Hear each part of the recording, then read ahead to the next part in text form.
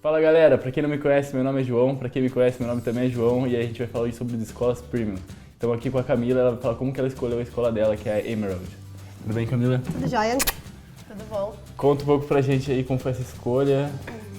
Então, gente, na verdade eu acho que é um probleminha que todo mundo tem de onde eu vou estudar, o que eu vou buscar, o que eu vou priorizar.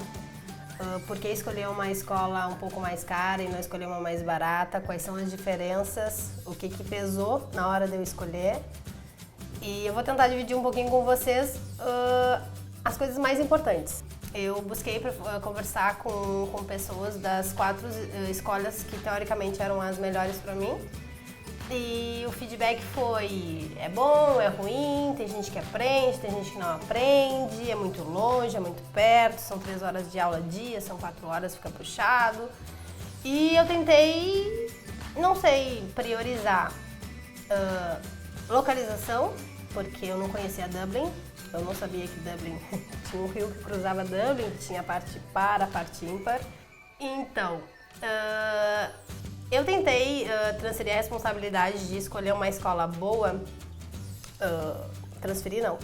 concentrar a responsabilidade em mim, porque eu sempre tive muito problema com o inglês, tanto para aprender quanto para falar, e eu tentei abraçar a responsabilidade, porque caso eu não saia de Dublin, da Irlanda, falando inglês, vai ser porque eu não dei o meu melhor, mas não foi por falta de uma boa escola.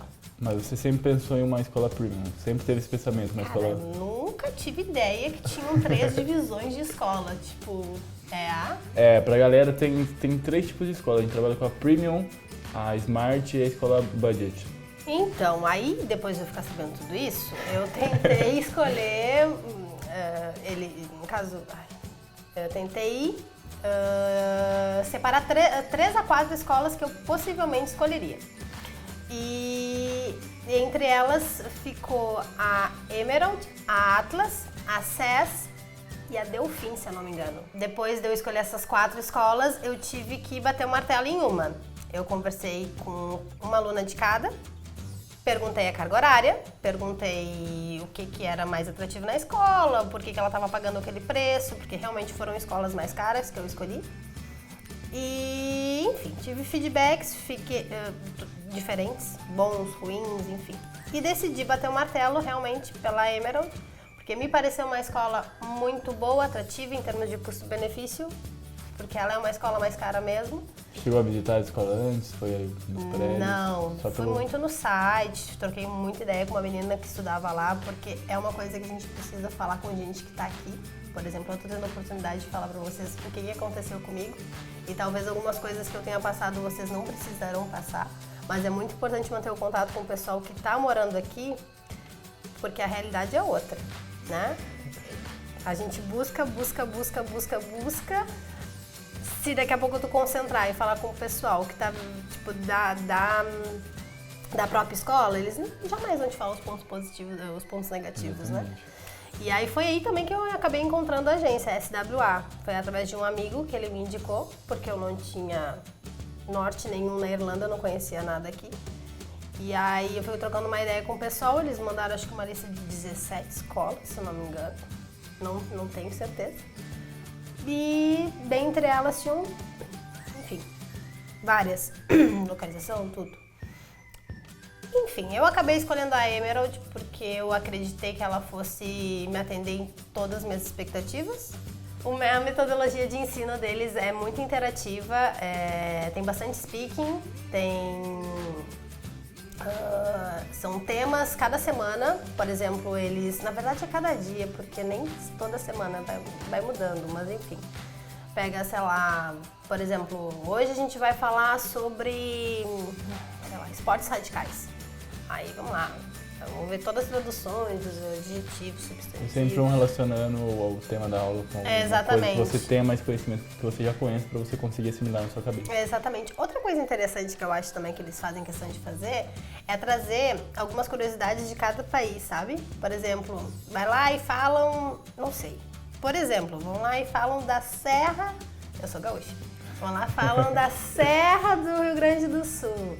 sabe? E aí eles trazem a questão muito tradicional de um lugar que é uma cultura, por exemplo, do Brasil, mas eles fazem isso também com o espanhol, eles fazem isso com o italiano, eles fazem isso com o japonês. E é uma coisa que, tipo, te dá prazer em aprender, entendeu? Você absorvendo cultura também, a não só inglês. Os dois, é muito legal. Outra coisa também da escola que eu acho legal é a questão dos homeworks, lição de casa, tá, gente? Eles são bem incisivos nisso, tem todos os dias e às vezes são bem pesadas. É chato de fazer, mas é assim que tu consegue acompanhar a tua própria evolução, tanto na escrita quanto, enfim. Porque o negócio é tentar conseguir pensar em inglês. Eu não consigo ainda, mas é essa a ideia. Ah, é bom de... E como que eles cobram essa lição de casa? Eles passam? Eles cobram no dia seguinte? Eles só dão a lição de casa? Não, eles dão todos os dias. É sempre sobre o tema, o assunto da aula, né? Certo. Não sei, vamos lá, escreve alguma coisa, formula frase, responde algum exercício, grava, seja o que for. E no outro dia, quando chega na aula, faz uma apresentação. Porque geralmente a estrutura da sala de aula a gente senta em círculo, tipo U, para que a gente consiga todos ficar se olhando. Uma coisa bem importante da Emerald, eu não sei se em outras escolas, é que eles fazem questão. Parece uma coisa muito simples, mas não é. Senta, por exemplo, nós brasileiros somos as pessoas que mais possuem presença nas classes daqui, né? Nas aulas daqui. Então, eles mesclam. Tem, por exemplo, um chinês, um brasileiro, um japonês, um italiano, um brasileiro. Enfim, nunca fica dois brasileiros sentados. E por mais que pareça uma bobagem, isso é muito legal. Porque na hora de falar, tu não tem como virar pro lado, por exemplo, e falar em japonês. Então, tu te obriga a falar em inglês. Porque se tu falar em português ou japonês, ele não vai te entender.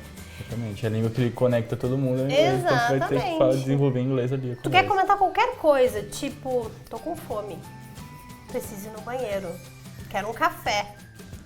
Tu tem que falar inglês, porque tu não sabe falar japonês. E você tinha falado da questão de rigor com celular e tudo mais, porque eu tava vendo que a minha professora tinha comentado até uma vez que a gente tá ali falando inglês, a gente tem que colocar nossa cabeça pra funcionar em inglês, mas daí no celular a gente tá conversando com alguém em português e aí acaba... Exatamente. Eles têm alguma regra lá, como é que Tem. funciona? Eu tenho um dos professores, a gente tem 2 professores lá por nível, e um dos professores ele é bem rígido em relação ao celular. Por 2 motivos. Uma porque dizia atenção, exatamente isso que tu falou. A gente tá pra aprender inglês e a gente chega lá falando em português pelo celular. E a segunda é porque eles não querem que tu faça tradução de nada. Se tu não sabe falar alguma coisa, faz mímica. Por exemplo, eu queria saber como é que era rasgar a folha de um papel. Eu podia pegar uma folha do meu caderno e rasgar, porque eu não podia traduzir, eu não sabia qual era o verbo. Rasgar. Aí eu rasguei. E aí ele falou. Então, galera, é isso aí. Qualquer coisa, entre em contato com a gente. Obrigado, Camila, por compartilhar com todo mundo essa experiência. Obrigada a você. E fechou.